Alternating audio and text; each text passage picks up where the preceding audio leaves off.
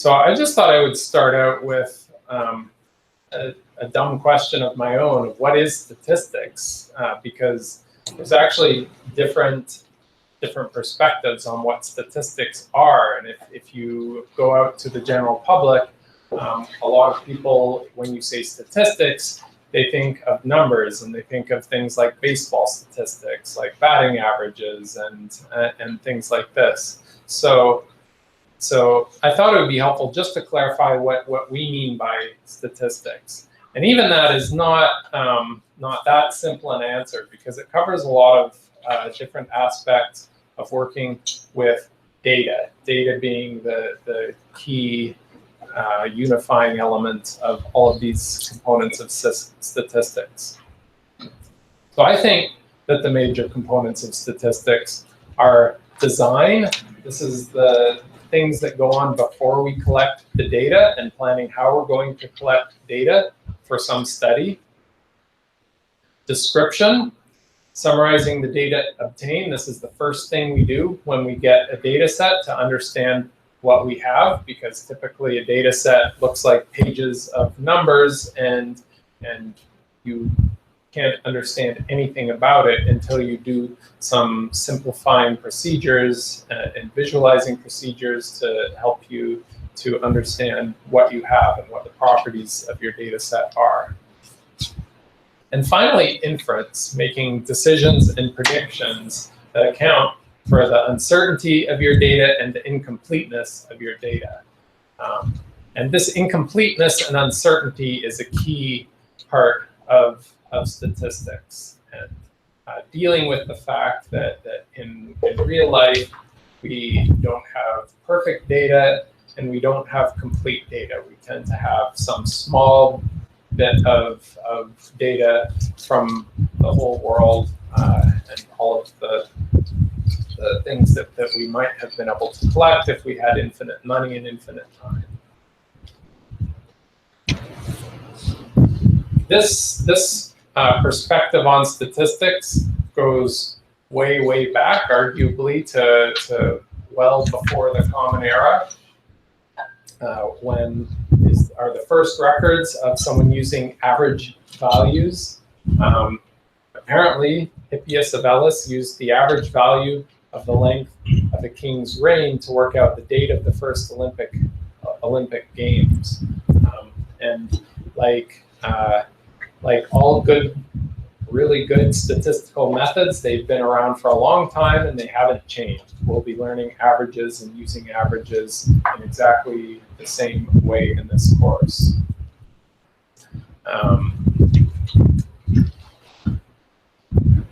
So I'm going to start with some definitions. In this course, a population just means the entire group of interest. And this is something that's important to understand in a study because it doesn't go without saying what the population is. In some cases, it could just mean all people. It could mean everyone on Earth. But it could also mean American adults. It could also mean just residents of New York. It could also mean just adults or children or incarcerated adults. It could mean any number of things, but it is a group of people who are of interest to the study at hand. So for example, this was an article I saw a few years ago, and London was voted one of the world's favorite cities in the largest ever global survey of its kind, covering 18,000 people in 24 countries. And in spite of the headline, because this was from The Guardian, not from the New York Times, New York was the favorite overall and the best city to do business according to these people. But in this example, what is the population that this company Ipsos is studying? It's a non-obvious question. Yeah.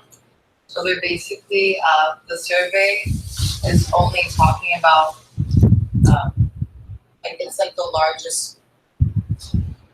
Yeah. So it's the largest global survey. It's not necessarily talking about like the people who actually are voting for London as like their favorite. It's just like it's been voted like one of the favorite amongst like the surveys that's like the largest of the world. Like what about the smaller surveys? You know, does that make sense? So certainly a smaller survey could come up with a different result than this. Like the subset would be the global surveys, not all. This is just one survey. I mean, they've performed their survey in a lot of different countries and to a lot of people. I don't actually know what their methods were here. I don't think that they're like surveying smaller surveys. They're directly reaching out to people and asking them this question. So my question here of what is the population here, you could argue that maybe the population is the people in these 24 countries. I think though that their intended population here is the whole world, and these 24 countries are selected as a sample of the countries in the world, and these 18,000 people are selected as a sample of the people in those countries. So it's intended to be a worldwide survey, and it's trying to make an inference here about the preferences of everyone in the world. You look doubtful. Yeah, I mean, a lot would depend on how these 18,000 people were sampled. If they put a web page on the internet and let it spread by Twitter, then there's going to be a lot of questions about the validity and the representativeness of this sample. But I think it's clear from the statement here, the world's favorite cities, that their intention is that they are surveying the population of the world. Intention. We'll talk more about some issues with sampling and validity of sampling. But for now, just what's the population? In this case, the population is the world.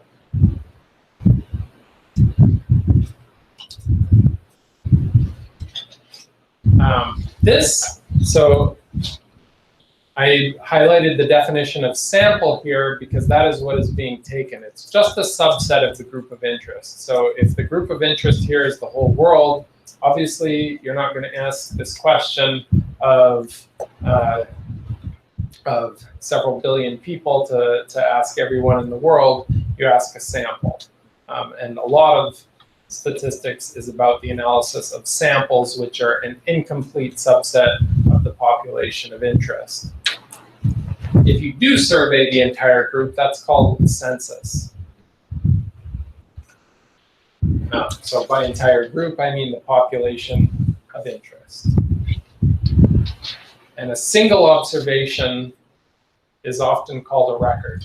So this, in here, the population is the whole world. The sample is these 18,000 people from 24 countries, and each of those 18,000 survey responses is a record.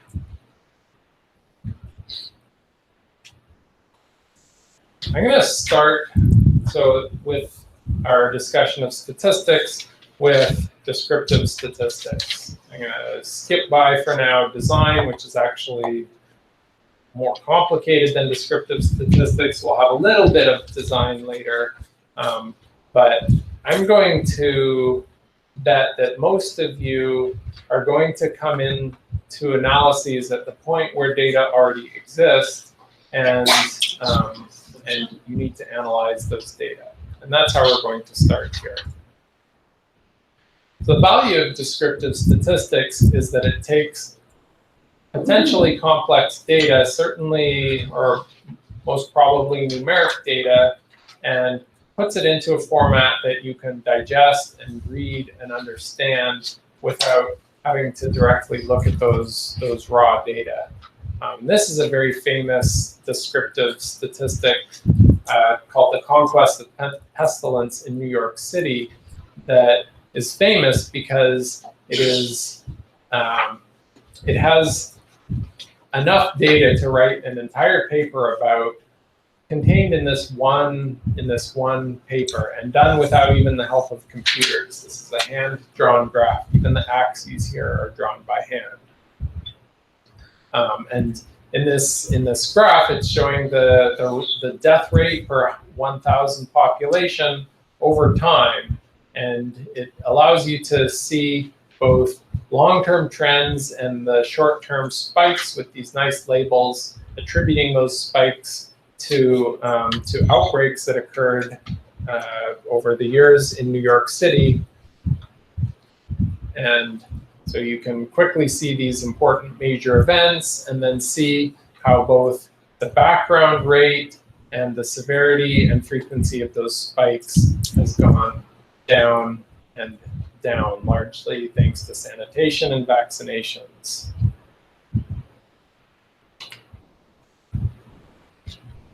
Oh yeah, I mentioned sanitation and vaccinations just also to say that hopefully we will stay this way. There's been some uptick in the severity of some of these outbreaks now, still quite minor, but there is always the risk of these severe outbreaks occurring again as vaccination rates decrease.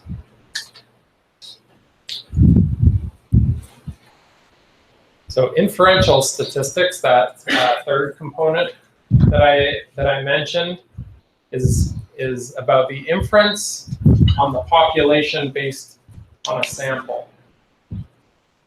This example of Trump approval rating by multiple polls taken from my favorite source for political polls, 538.com, shows the results of all of these dots are different polls. So they actually scrape the results. So this is sort of like what you were talking about of analysis of individual studies. They curate and they standardize the results of dozens and hundreds of different polls. They correct them based on past biases that those polling companies or nonprofits have had, and then they take an average of all of them. But what they're attempting to do, so there is taking these small samples from the individual polls and averaging them so that they get an idea of, they get larger sample sizes and try to make inference about, in this case, the overall popularity of Trump in the population. So taking many small samples and making inference about the population. Who's the population in here? It's probably the population of voting eligible adults in the US. Some of the common questions that come up in this are, how great is the uncertainty? And what are the sources of uncertainty? So you can certainly see in here from all of these little dots that these polls all have some uncertainty about them. They're scattered around. They don't agree with each other completely because there's uncertainty in them. That uncertainty could be because of just the sample size. There's some uncertainty in who gets selected. There can also be uncertainty that comes from biases in how that sample is selected. In public health, these are some common types of inference that are made. Does an experimental treatment for cancer work? So we want to ask a question in general about the population of cancer patients. But of course, in a clinical trial, you only have the opportunity to test that therapy on a small number of individuals. So it requires inference to say something about the effectiveness of that treatment in the broader population of patients. Is cycling in the city becoming more dangerous? Again, no matter even if you had complete data on bicycling accidents for year after year, there's going to be some random component to that, some sort of natural variability and fluctuation from year to year, which you will have to separate from the trend, which is what this question is asking about. Do public health issues differ across the city? That's kind of a big question, but one that could come up in different contexts, asking what the let's say the major causes of hospitalization are. If we were going to do an analysis about this question would have to be made more specific and made into things that we can measure and write down what the population, the sample, and the records are.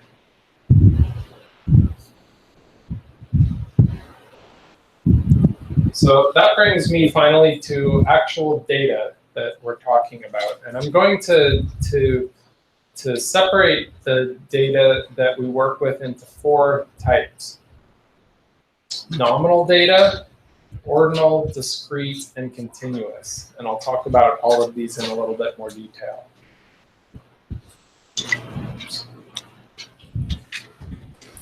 Nominal data I use for data that are binary or dichotomous and categorical. What do I mean by that? Well, binary or dichotomous means there's only 2 possibilities. A couple examples could be in a clinical trial, the control group and the treatment group, or if we're talking about health outcomes, people who survived a certain length of time and people who died in that same length of time. So things where there are only 2 options.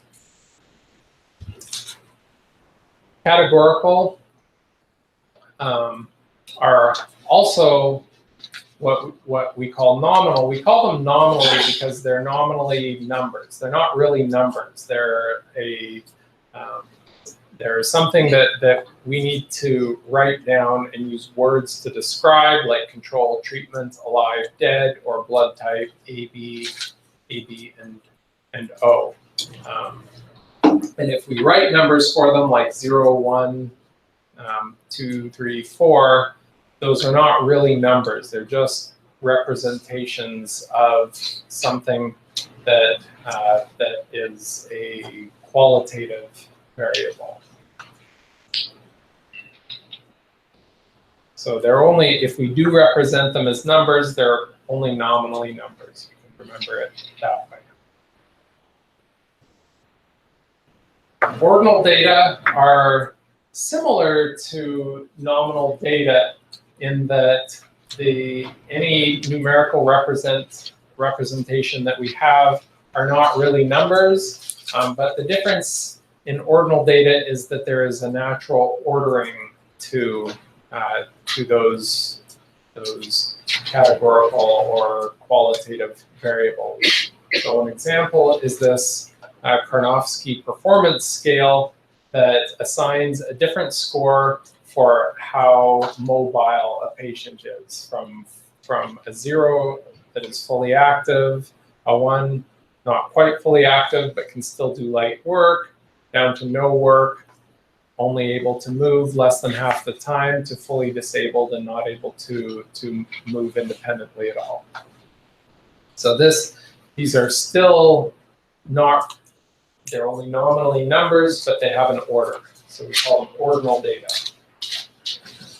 So in ordinal data, this order is important, but the magnitude is not important. So the fact that I call these 0, 1, 2, 3, 4 is not important. I could have just easily called them 1, 2, 3, 4, 5. And the differences between them don't mean anything. So the difference between a 0 and 1 is not the same thing as the difference between a 3 and a 4 here. Those differences mean something in real life, but they're not, you can't just subtract them. Rank data is an important type of ordinal data. So if we talk about the order of finishers of a race, or the order of a quantitative variable, like which is the largest number, the second largest. That is a type of ordinal data and one that can come up frequently.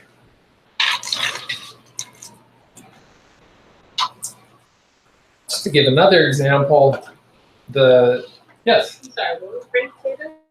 So ranked data is, this is an example of ranked data where I have the number of deaths by the 5 leading causes of death. So this is an actual numeric variable, the number of deaths in 2010.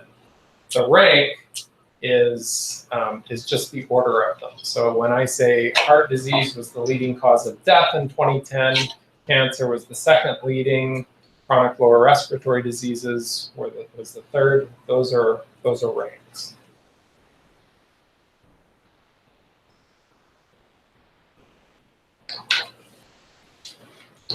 So just like any other kind of ordinal data, the magnitude, and it's quite obvious here what I was talking about, how subtracting the ordinal variable is not meaningful, because as you can see here, there's not very much difference between heart disease and cancer. There's almost the same number of deaths, but the drop from 1 to 2 is much smaller than the drop from 2 to 3. So the differences don't matter in ordinal data, only the order.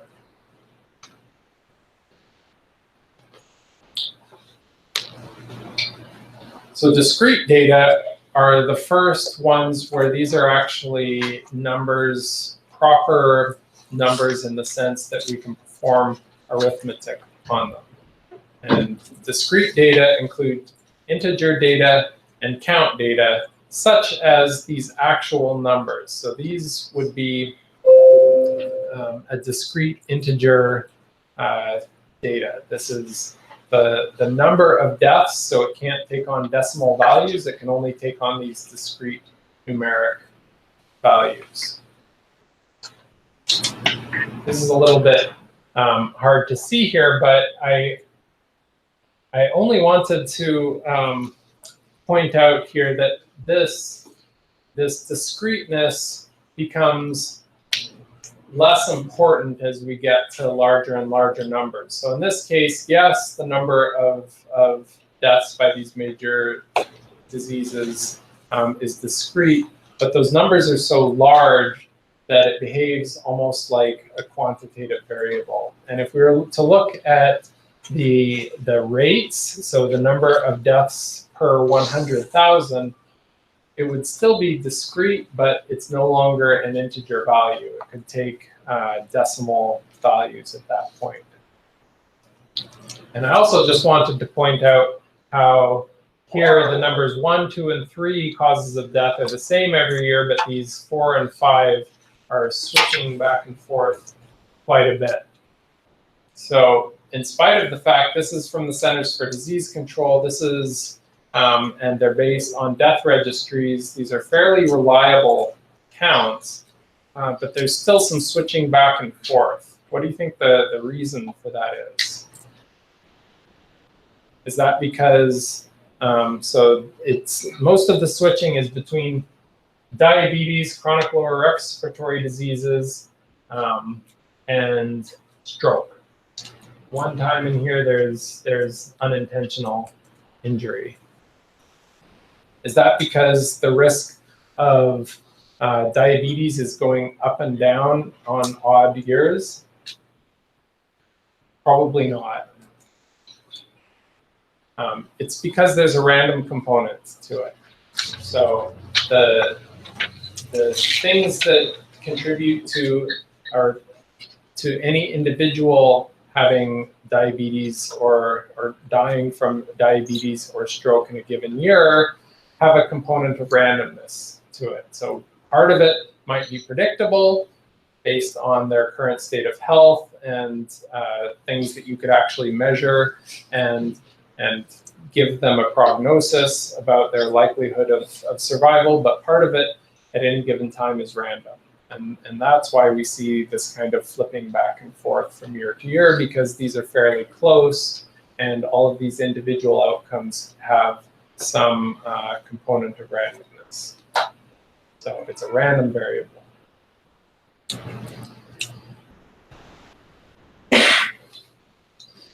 Sorry, I forgot to skip through my my pop-ups there. So finally, continuous data. And the classic types of data that we mean when we say continuous data are things like time, weight, length, and mass. Things that can take decimal values and in theory can take any value within a range of possible values. So unlike discrete data, which can only take certain values, these can take any value. And they might be bounded, meaning a minimum and a maximum, or just a maximum or just a minimum, or unbounded, where really any value is possible. So generally, time is usually bounded, weight is bounded, 0 is a minimum, length and mass also have 0 as a minimum. But within those bounds, all values are possible. So unlike nominal and ordinal data, but like discrete data, the magnitude actually matters and the rules of arithmetic apply. So you can multiply, add, subtract, and divide these numbers. I'm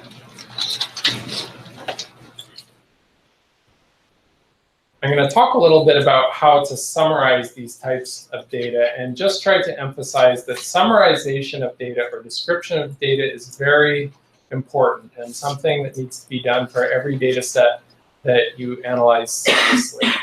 If you skip this step of summarization and description and go straight to inference, you risk missing the obvious in your data set. You risk you don't give yourself the opportunity to apply common sense and understand whether these data match your prior expectations or whether they're surprising, and the opportunity to see whether the results of your analysis match what you would have thought just by looking at the data. And I will say that the more experienced you become as a data analyst, the more you learn from descriptive analysis, and the less likely you are to be surprised in the inference stage. And more, the inference just becomes a confirmation of what was very clear to you in your description of the data.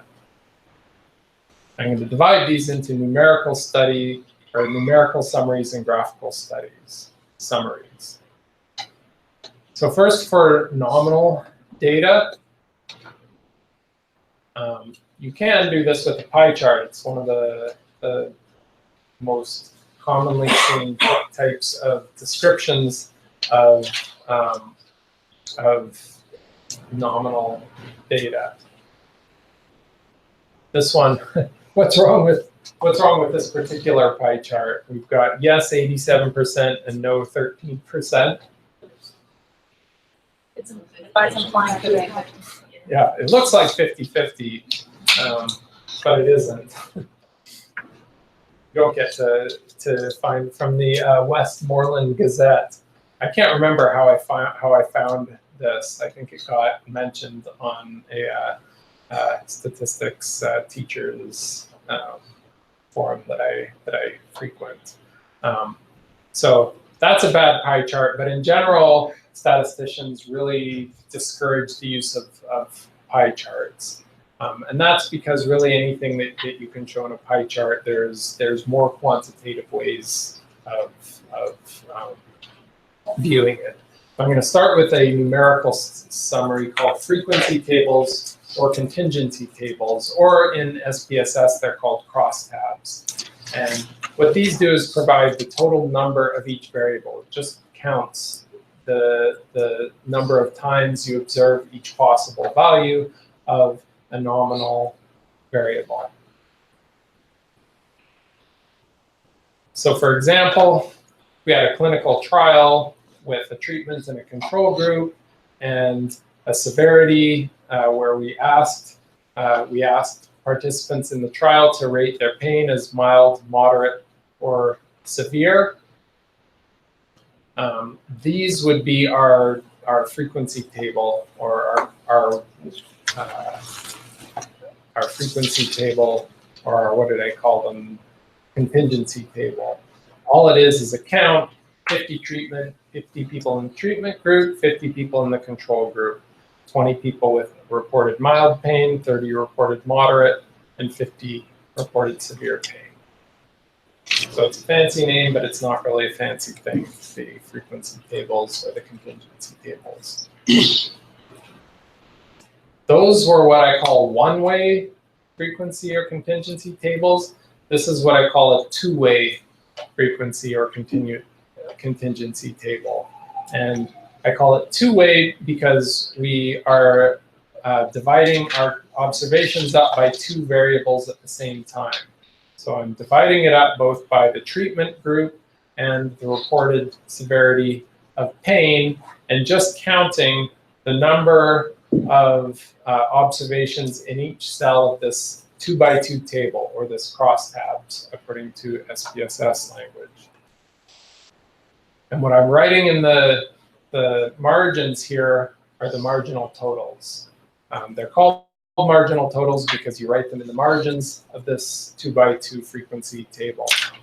And they're just the sum of, along the bottom, the sum of what's in the column, and on the right, the sum of what's in the rows. If instead of writing these as counts, we convert them to probabilities. We'll get into probabilities in a couple of classes, but here just to say that if you have 50 treatment and 50 control, that means that your probability of being in the treatment group is 0.5, and your probability of being in the control group is also 0.5. These are called marginal probabilities. So for the same reason that you write them in the margin, except they're probabilities instead of totals. On the other margin here, we have the probabilities. You have a 0.2 or 20% probability of reporting mild pain, 0.3 or 30% probability of reporting moderate, and 0.5 or 50% probability of reporting severe pain.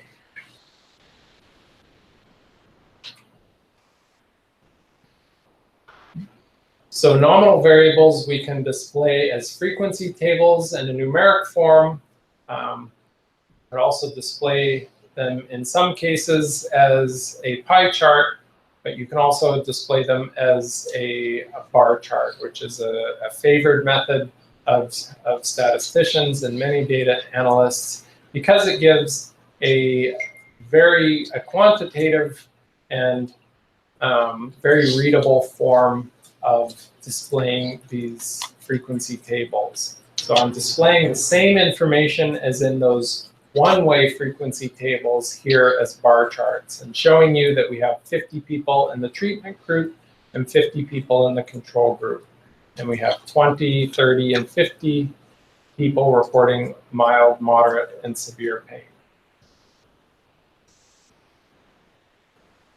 The bar chart can be extended into, this is a stacked bar chart showing the proportions of people reporting severe, moderate, and mild pain in the treatment group, and severe, moderate, and mild pain in the control group. So you can see here that if you're in this control group, you are a lot more likely, or there are a lot more people anyways, reporting severe pain than in the treatment group, and there are fewer people reporting mild pain than in the treatment group. So if we had done this descriptive statistic off the bat, we would see that it looks like there's maybe some evidence that this is an effective treatment for pain. We wouldn't know yet if that difference was small enough that it could be explained by chance, and we wouldn't observe it if we were to look at the whole population. But at least we can see that the data, the trend is consistent with this being an effective pain treatment. If we, on the other hand, saw that in the treatment group, there were more people reporting severe pain and fewer people reporting mild pain, we would immediately wonder what is going on. Is this a treatment that's actually causing pain instead of treating it, and want to get to understand that a bit better. And all of this is before we do any inference, any hypothesis testing.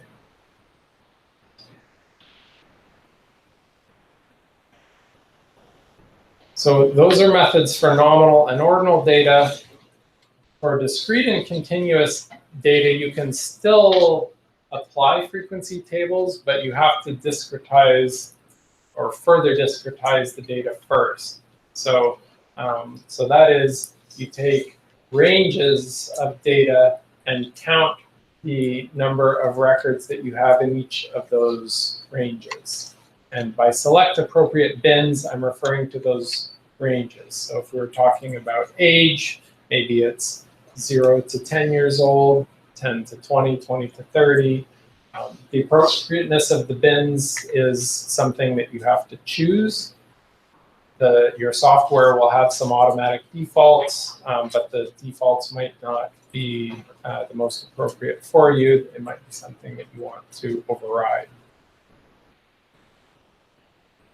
So if we can imagine, if instead of just asking patients, is your pain mild, moderate, or severe, but if we instead had a questionnaire that involved very specific questions about the pain, like how often you feel pain, rating that pain on a scale, describing it, is it stabbing, is it dull, is it things like this, and then combined all of that into a score from 0 to 100, that would be a discrete variable that we could then potentially discretize into these 3 bins of mild, moderate, and severe to make into a frequency table.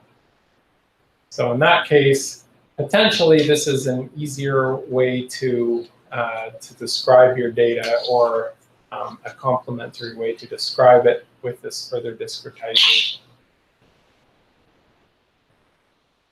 Of course, if you make these bins smaller, you end up with a bigger table. So this is a drawback of discretizing discrete and continuous data, in that it's always going to be somewhat arbitrary how you divide it up, and your visualization or your description of it is going to depend on those decisions.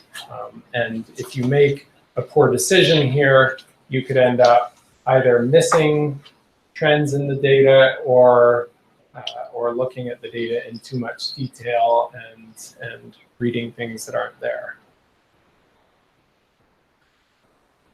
A histogram is a discretization of continuous data into an ordinal variable, followed by a bar plot. So in this example, I've invented some of this discrete from scale to 0 to 100 pain data, but then discretized it into bins of size 2.5, I believe here, and counted the number of individuals reporting a pain on this 0 to 100 pain score in each of those bins. And then I'm just plotting them as a bar plot with those bins in order. That's a histogram. And this histogram, you can show more data, more bins than you could practically look at in a table, but the data are the same. This is just a one-way frequency table shown visually.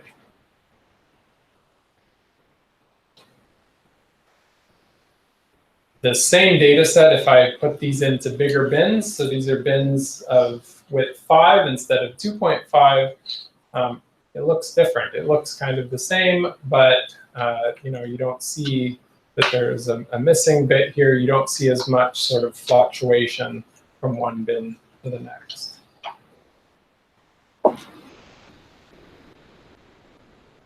I just put these notes on here, the mild, moderate, severe, to show how that, in this example, that particular discretization into an ordinal variable would be somewhat arbitrary. You know, if I were to divide it at 40 and 50 here, there's no sort of natural breaks in this. And that is often the case of data that are discretized. So, you know, things like blood pressure. The blood pressure of individuals is often divided into like low, normal, and high blood pressure. But there's not a natural break there. Like the someone at the low end of high blood pressure and the high end of normal blood pressure actually have almost the same blood pressure, and it probably has no health consequences whether you're just above or just below that line. So, so there is data lost when you discretize that data, but the gain in it can just be the ease of presenting it and of just describing it and so on.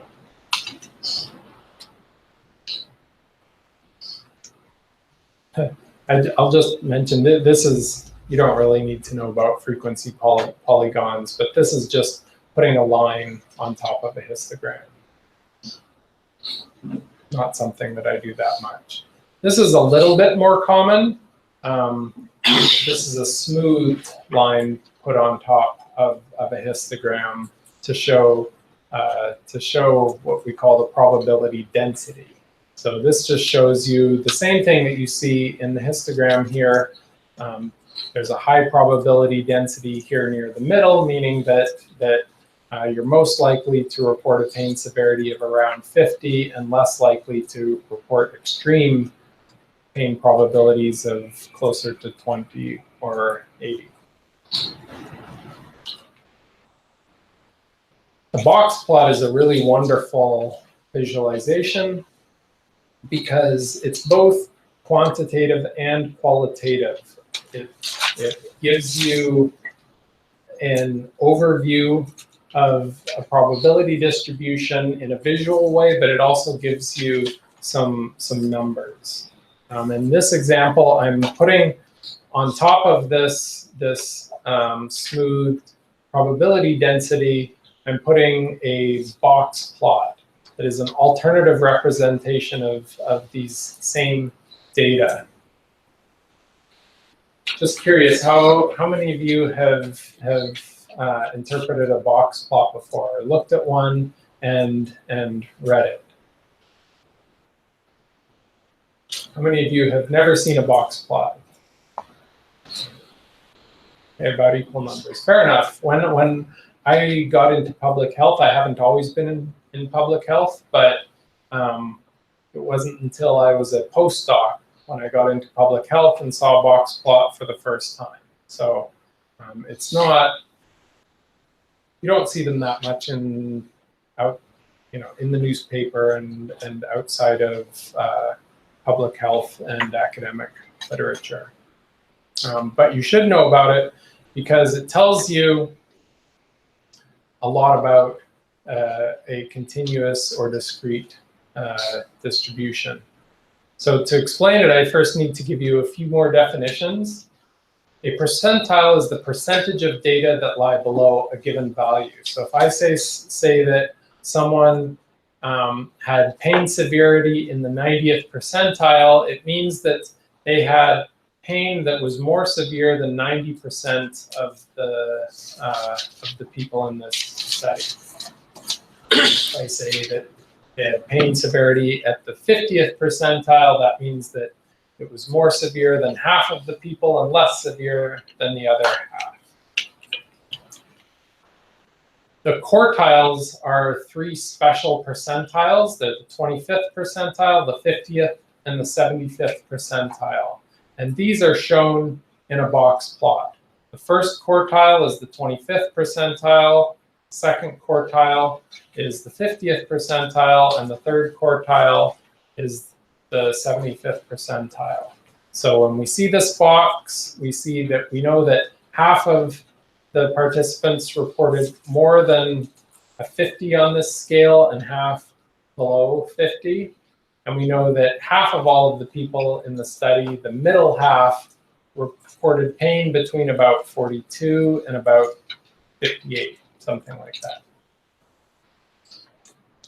This 50th percentile is an even more special percentile. It's called the median.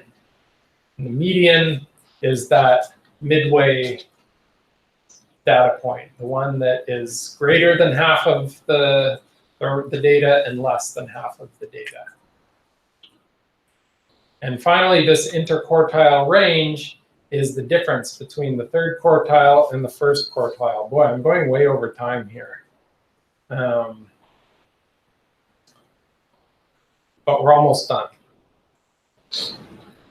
These whiskers go out to the median plus 1.5 times the width of this box, the interquartile range, or to the largest data point. Exact plotting of the data, I'll skip by. That's just plotting every data point. It's also possible to make combinations of all of these things. I just put this in your notes because it allows you to compare all of these things. Here's a histogram with probability densities plotted over it, and a box plot, and the exact plot. So you have all of these different representations of a continuous variable here on one plot. So to wrap up, nominal and ordinal data are the kind that are not really numbers, they're only nominally numbers, and we summarize them using frequency tables numerically and plots like bar plots and pie charts to look at them visually. Discrete and continuous data, normally I don't actually make much of a distinction between these because discrete data, unless they're small numbers like between 0 and 5, its discreteness doesn't matter that much. And continuous data, even true continuous data like weight, tends to have some discretization of it due to the instruments that we use to measure them. So I tend to lump them these together into nominal and ordinal and discrete and continuous.